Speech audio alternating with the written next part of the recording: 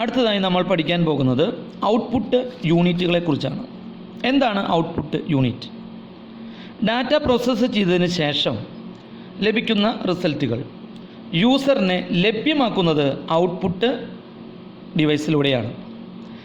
Human readable ഫോമിലേക്ക് ആക്കുന്നതും ഈ output ഡിവൈസിലൂടെയാണ്.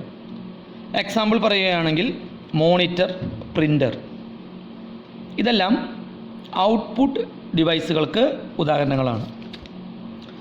Output യൂണിറ്റിന് 3 പ്രധാന ധർമ്മങ്ങളാണുള്ളത്.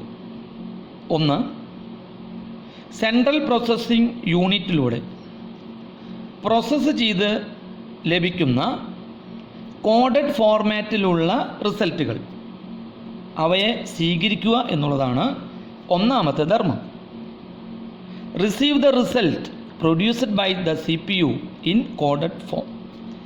അപ്പോൾ കോഡഡ് ഫോർമാറ്റിൽ സെൻട്രൽ പ്രോസസ്സിംഗ് യൂണിറ്റിലൂടെ ലഭിക്കുന്ന റിസൾട്ടുകളെ സ്വീകരിക്കുക എന്നുള്ളതാണ് ഔട്ട്പുട്ട് യൂണിറ്റുകളുടെ ആദ്യത്തെ ധർമ്മം. പിന്നീട്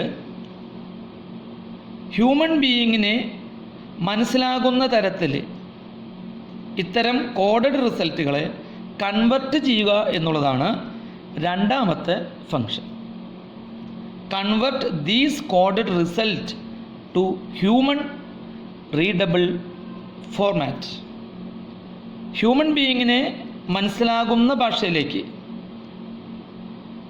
കൺവെർട്ട് ചെയ്ത് എടുക്കുന്നു എന്നുള്ളതാണ് ഔട്ട്പുട്ട് ഡിവൈസുകളുടെ രണ്ടാമത്തെ പ്രാധാന്യം, രണ്ടാമത്തെ ഫംഗ്ഷനായി പറയുന്നത്.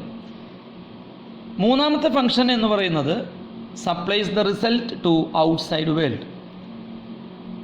ബാഹ്യലോകത്തിലേക്ക് നമ്മുടെ റിസൾട്ടുകൾ ഡിസ്ട്രിബ്യൂട്ട് ചെയ്തു കൊടുക്കും.